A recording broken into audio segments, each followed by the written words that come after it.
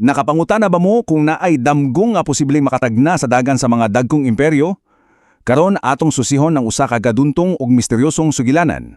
Kini maitunggod sa usa ka hari, usa ka damgo nga iyang nakalimtan o ang sikreto nga matud pa nagkupot sa kaugalion sa kalibutan. Una-una alam gud na. Imagine na ang pressure.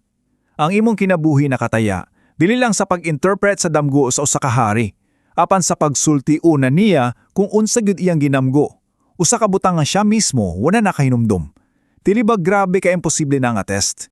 Aw para sa mga gitawag nga maalamon sa Babylonia, dili ni hypothetical, dili ni pangagaspas, tinuod gyud ni nga nahitabo. Usan ni kakamanduan gikan sa labing gamhanan nga tao sa ilang kalibutan ug ang ilang mga kinahuhi maog gyud ang nakataya. Okay, so ani ang eksena. Si Hari Nebuchadnezzar sa Babylonia nga murag pinakagamhanan nga leader sa iyang panahon, gitugaw og maayo sa usa ka damgo.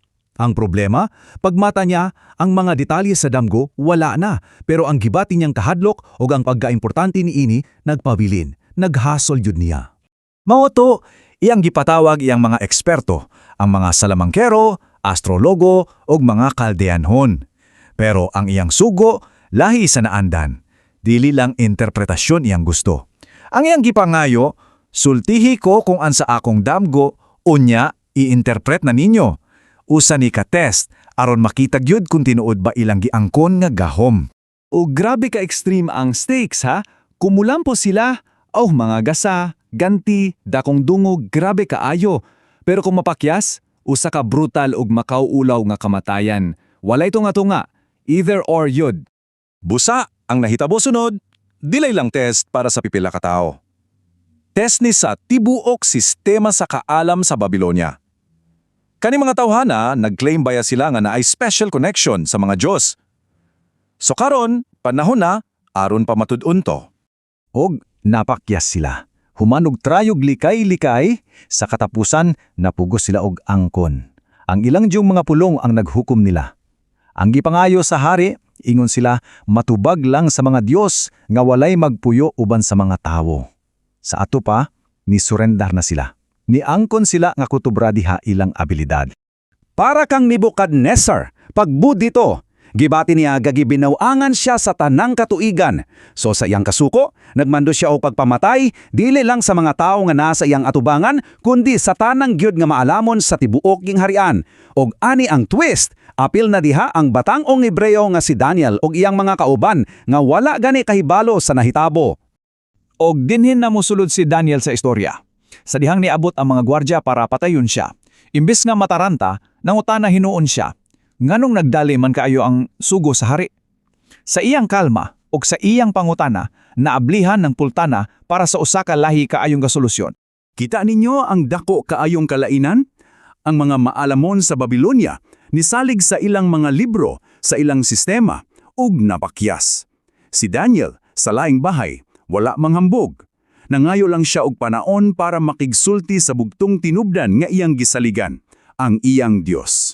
Ug nahibaw-an ninyo, gitubag jud iyang pag-ampo. Samtang si Daniel ug iyang tulo ka amigo nag-ampo, ang dakong sikreto, ang damo ug ang kahulugan niini gipadayag niya pinaagi sa usa ka pananawon sa gabii. Ang imposible nahimong posible. Pagatubang niya sa hari, ang una jud niyang gibuhat. Giklaro niya nga dili gikan niya ang tanan. Kining sikreto, ingon niya, wala nako nahibawi tungod sa akong kaugalingong kaalam. Gipunting niya ang tanang kredito sa Dios sa langit, nga mao'y nagpadayag niini aron ipakita sa hari kung unsa ang umaabot. Ug karon aniya nata sa kinauyukan sa damgo.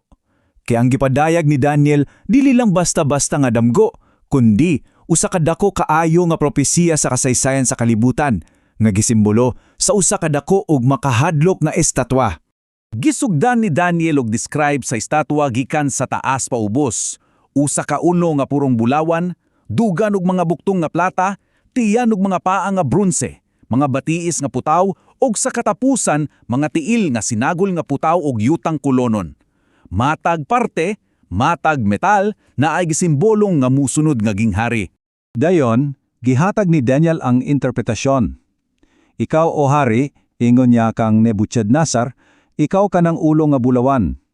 Ang sunod nga mga metal nagrepresenta sa mga imperyo nga musunod. Una ang Medo-Persia, dayon ang Gresya, ug sa katapusan ang Roma. Og katinghalang nga ayog kining pagkasunod-sunod haom kaayo sa dagan sa kasaysayan. Gikan sa kagamahanan sa Babylonia, nagto sa pag-ilog sa Medo-Persia, dayon sa kusog kaayong pagsakop ni Alexander the Great sa Gresya, ug sa katapusan ang dili mabangbang nga gahom sa putaw sa imperyo sa Roma. Pero, unsa man ning katapusang parte ang mga tiil? Ang katingad-an nga sagol sa putaw og yutang kulonon, sumala sa interpretasyon, nagrepresenta sa usa ka nabahin nga estado human sa Roma, usa ka gingharian nga bahin nga ligon apan bahin nga gubaon. Ug ani ang importanteng punto. Bisan pa sa daghang pagsulay nga i-unite pag-usab kining nabahin nga mga gahom, pinaagi man sa mga alyansa o kaminyon, ang panagna nag-ingon nga dili na gyud sila magkahiyo sa pag-usab sa mga ang putaw dili gyud hingpit nga mutapot sa yutang kulonon. Pero wala pa diyan nahuman ang damo, kay naapay usa ka final o grabe ka ka-dramatic nga panghitabo. Usa ka ang bato. Sa damgo na ay usa ka bato nga wala giporma sa kamot sa tao nga kalit lang miigo sa mga tiil sa estatwa. Ug ang epekto? Total destruction. Dili lang ang tiil, kundi ang tibuok estatwa. Putaw, yutang kulonon, bronse, plata ug bulawan. Nadugmok sa usaha ka pamilok, hangtod nahimong sama sa abog nga pilalid sa hangin. So, unsa man di ay kining misteryosong bato? Sumala kang Daniel, nagsimbolo niya sa usa ka katapusang gingharian. Usa ka ginghari ang nga dili tukuron sa tao, kundi sa Dios mismo. Usa ka ginghari ang nga mulumpag sa tanang gahom sa yuta ug mulungtad sa kahangturan.